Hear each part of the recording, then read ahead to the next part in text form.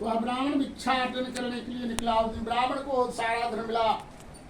ब्राह्मण रास्ते में पके हुए केले, शक्कर, दूध, घी, गेहूं का चूर्ण सबको सवार कर सबको लेकर के घर पहुंचा। उसके बाद अपने भाई बंधुओं को बुलाया, इष्ट मित्रों को बुलाया। प्रेम पूर्वक से ब्राह्मण ने भगवान सत्यनारायण की व्रत किया। व्रत करने के बाद ब्राह्मण जो दुखी था वह ब्राह्मण सुखी हुआ। प्रत्येक महीने में ब्राह्मण ने भगवान सत्यनारायण का व्रत करना प्रारंभ किया। एक सौ वही ब्राह्मण विधि विधान के अनुसार में अपने भाई बंधुओं के साथ में भगवान सत्यनारायण की व्रत करने के लिए तैयार हुआ।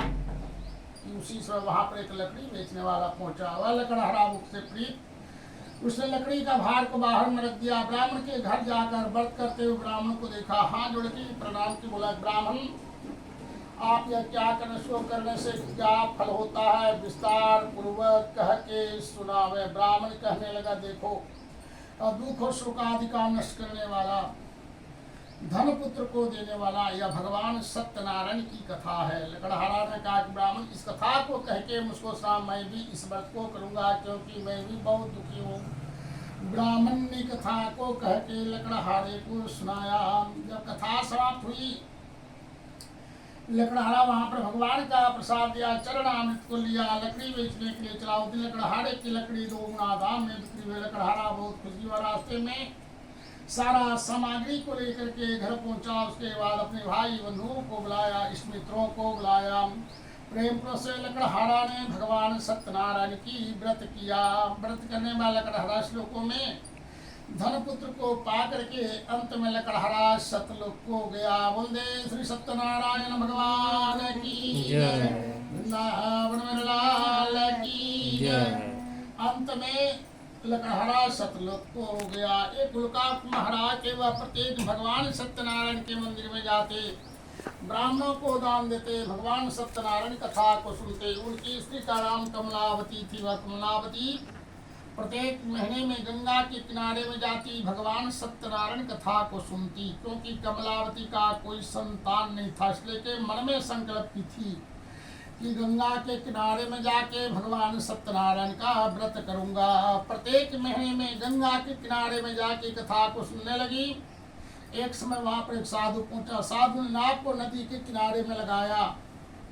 राजा और रानी को व्रत करते देखकर पूछने लगा, कहने लगा, राजन भक्ति को अब क्या करते सो कहिए, हमें सुनने की इच्छा है। राजा कहने लगा, साधु देखो, यह भगवान सत्यनारायण की व्रत है। हमारे घर में कोई संतान नहीं, इसलिए प्रत्येक महीने में इस कथा को गंगा के किनारे में किए जा रहा है। साधु ने कहा कि राजन इस कथा को कह के मुझको सुना, मैं भी इस व्रत को करूंगा क्योंकि मैं भी बहुत दुखी हूँ। राजा ने कथा को कह के साधु को सुनाए। जब कथा समाप्त हुई, साधु वहां पर भगवान का प्रसाद दिया, चरणामृत को लिया और अपने घर में पहुंचा। घर में आने के बाद अपनी पत्नी को प्रसाद दिया, संतान देने वाली कथा को कह के सुनाया। इस बात की संकल्प किया कि जब हमारे घर में कोई संतान उत्पन्न होगी तब मैं भगवान सत्यनारायण का व्रत करूंगा। कुछ दिन बीता। साधु की स्त्री जो गर्भवती हुई 10वें मास में धर्मपरायण सती लीलावती की गर्भ से एक सुंदर कन्या ने जन्म लिया। वह कन्या जन्म लेने के बाद जिस तरह से सूर्य पक्षी चंद्रमा बढ़ता उस तरह से कन्या बढ़ने लगी। साधु ने अपने भाई बंधुओं को बुलाया, ब्राह्मणों को बुलाया, कन्या का नामकरण संस्कार किया। ब्राह्मण ने उसका नाम कलावती रखा। उसमें लीलावती अपने स्वामी से हाथ जोड़ के कहती है कि हे नाथ, आपने जो व्रत करने का संकल्प किए उसे क्यों नहीं करते, हमारे घर में कन्या भी उत्पन्न हो गई। बोला कि देखो, कन्या का विवाह करना है। विवाह के समय में भगवान सत्यनारायण की व्रत जो है अवश्य किया जाएगा। अपनी पत्नी को समझाया बुझाया, साधु पार करने के लिए चल दिया। घर में कन्या बढ़ने लगी। जब कुछ दिनों के बाद साधु वही पार करके घर लौटा तो तक कन्या विवाह की योग्य हो गई। साधु ने आते देखा कि हमारी कन्या विवाह की योग्य हो गई है। अपने दूतों को बुलाया, कहा कि जाओ किसी नगर से एक बणिक पुत्र को लेकर के आ। इतना वचन सुनने के बाद दूत जो है कंचन नगर में गया। उस नगर से एक बणिक पुत्र को लेकर के साधु की पास पहुंचा। साधु ने लड़के को गुण से परिपूर्ण देकर जाति के सहित प्रसन्नचित होकर के अपनी कन्या का विवाह जो है बणिक पुत्र के साथ में कर दिया। भाग्यवश विवाह में जो संकल्प किया था कि भगवान सत्यनारायण का व्रत करूंगा, उसने तो विवाह के समय में किया नहीं। कन्या का विवाह हो गई, कन्या का विदाई हो गया, साधु अपने दामाद को साथ में लिया, रतनपुर गांव में जाकर वही पार करने लगा। उस नगर में चंद्रकेतु नाम की राजा था। वह चंद्रकेतु नाम के राजा के घर में उस तस्करों ने धन को चुराया। उसी रास्ते में जा रहा था जिस रास्ते में साधु और दामाद वही पार करके जा रहा था। जब तस्करों ने देखा कि हमें दूत जो है पकड़ लेगा, वह धन साधु के पास रख दिया। तस्कर वहां से अलक्षित हो गया। उधर से राजा का दूत आया, साधु के पास हम देखा, दोनों को हथकड़ी लगा कर चंद्रकेतु राजा के पास ले गया। बोला कि राजन मैंने दोनों तस्करों को पकड़ा, आज्ञा दिया जाए। राजा बंदी खाने में बंद करने की आज्ञा दे दी। दोनों साधु को बंदी खाने में बंद कर दिया। साधु के घर में स्त्रियां बड़ी दुखी हो गई, आदि व्याधि से अपनी भूखी प्यास अन्न की चिंता से घर घर में घूमने लगी। अनंतर एक दिन रात के समय कलावती कन्या भूख से दुखित हुआ ब्राह्मण के घर पहुंची। वहां पर जाके भगवान सत्यनारायण कथा को सुनी। बोल दे श्री सत्यनारायण भगवान की जय, वृंदावन मेरे लाल की जय।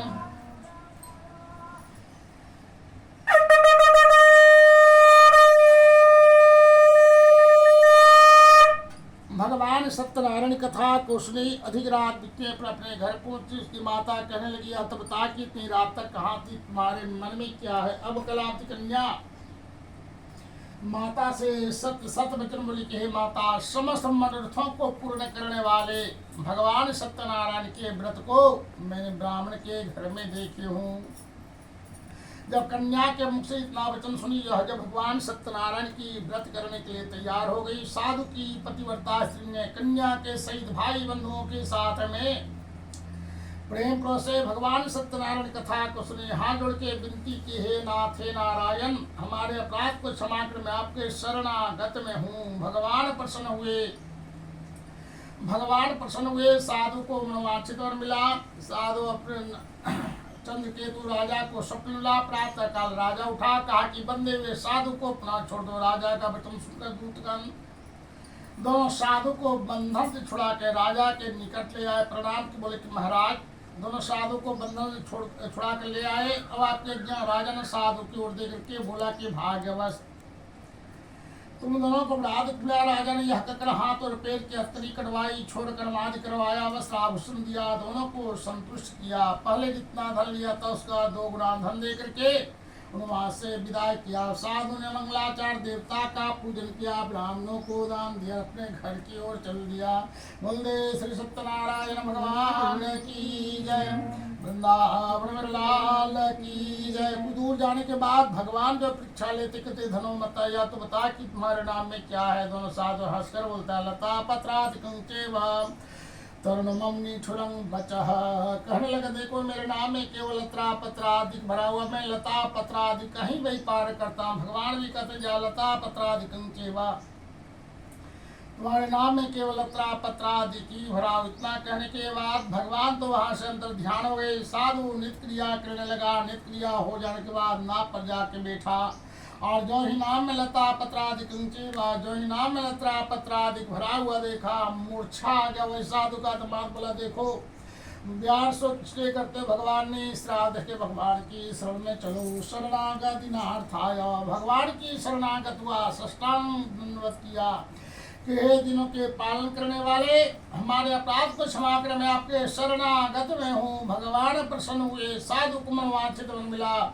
साधु अपने नाव के पास में पहुंचा, नाव को धन से परिपूर्ण देखा, ब्राह्मणों को दान दिया, अपने घर की ओर चल दिया। जहाँ के किनारे में पहुंचा तो धन की रक्षा जो दूत कर रहा था, वह दूत को अपने घर में ले जा। वह दूत नगर में जाकर साधु की स्त्री को देखकर प्रणाम के बोला, ग्राम के निकट दामाद ईश मित्र सहित आ गए। उस दिन साधु की भक्ति भाव से भगवान सत्यनारायण कथा को सुन रही थी। जब सुनी, पति आराध व्रत को समाप्त कर दी, प्रसाद को नहीं ग्रहण की, पति देखने चल दी।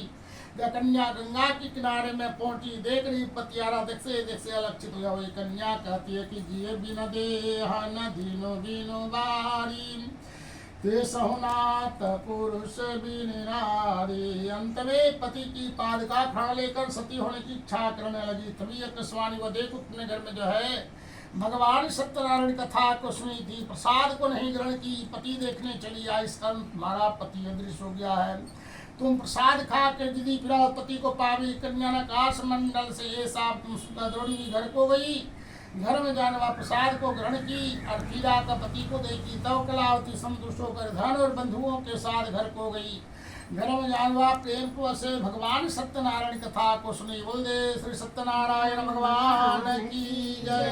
वृंदावन लाल की जय।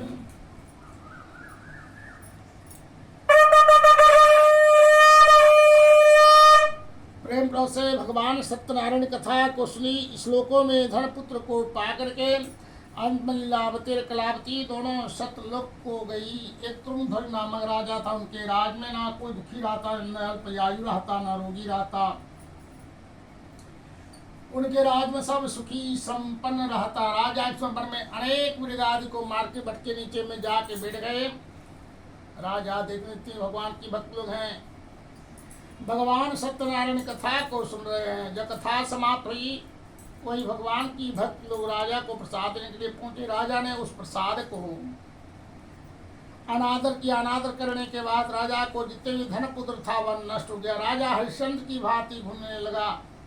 राजा मन में विचार किया कि भगवान सत्यनारायण की प्रसाद को परित्याग करने के बाद यह सब दुख मिला है। राजा विचार करते वहीं पर गए जहाँ पर भगवान की भक्त लोग भगवान सत्यनारायण कथा को सुन रहे थे। राजा के जाके मेरी कथा को सुनने लगे।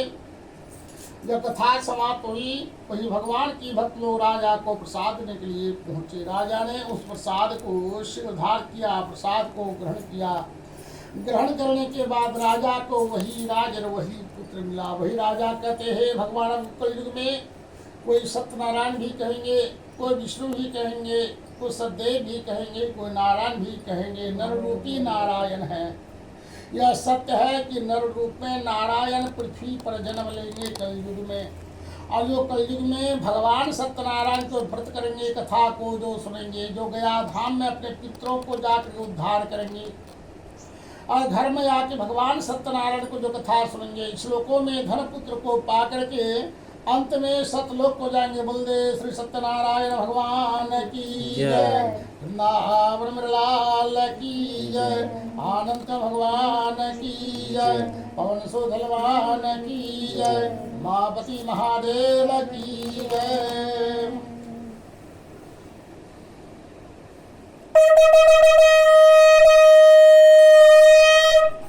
लाइए हवन वाला दीजिए।